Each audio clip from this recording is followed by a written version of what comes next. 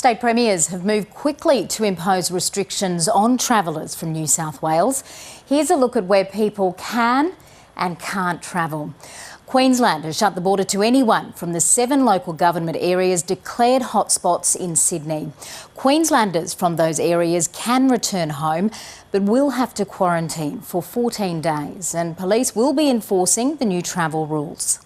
Please, if you're from those areas, please do the right thing and stay at home, and we'd love to welcome you back to Queensland at a further date. This advice could change, and that's going to be dependent upon what we're going to see out of New South Wales over the next couple of days, so it could expand. I think New South Wales is treating this seriously. We're treating it seriously.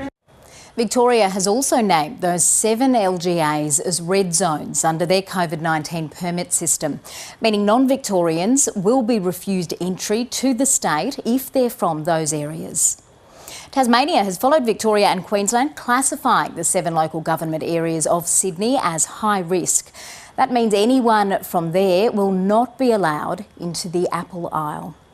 The ACT has issued a stay-at-home requirement for anyone entering the territory from the 7 LGAs in Sydney. Mask orders for anyone over 12 years old are also in place. And Western Australia has reclassified New South Wales as a medium-risk state and has brought back the hard border. Only exempt travellers will be allowed into the state, and they must quarantine for 14 days.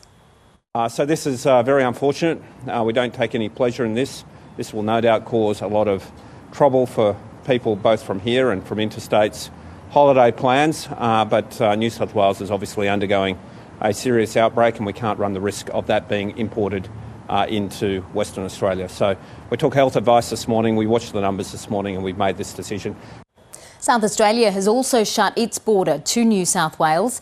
Anyone who has been in the state in the past 14 days will not be allowed to enter without an exemption. The hard border excludes a 100-kilometre buffer zone for cross-border communities along the South Australia-New South Wales border. We know that this is going to be pretty tough news for many people, especially as we are heading towards school holidays, and so we want to give as much notice as possible to the people in South Australia, our friends across the border at this particularly tough time. But we want to keep our state safe and our economy strong, and so we've taken this action today to do exactly and precisely that. The Northern Territory has mandated that anyone arriving from Greater Sydney, the Blue Mountains or Wollongong will be forced into mandatory quarantine at their own cost. Last night, New Zealand suspended its travel bubble with New South Wales for at least 72 hours.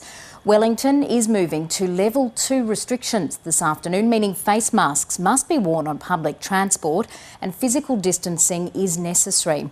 It's because an infected Australian traveller visited the city between Friday the 18th and Monday the 21st of June. This morning there were long lines at COVID testing centres across Wellington, with people being turned away and told to come back later. Several locations across the city are considered exposure sites, including bars, cafes and a museum. This is the first time we have moved up to alert level 2 to manage the potential risk of COVID-19 in the community. This is not a lockdown. If we can all contribute and follow the health behaviours that I've outlined at alert level 2, we can break a potential chain of transmission. I want to reiterate that these are precautionary measures which will remain in place while we contact trace and test everybody that we need to.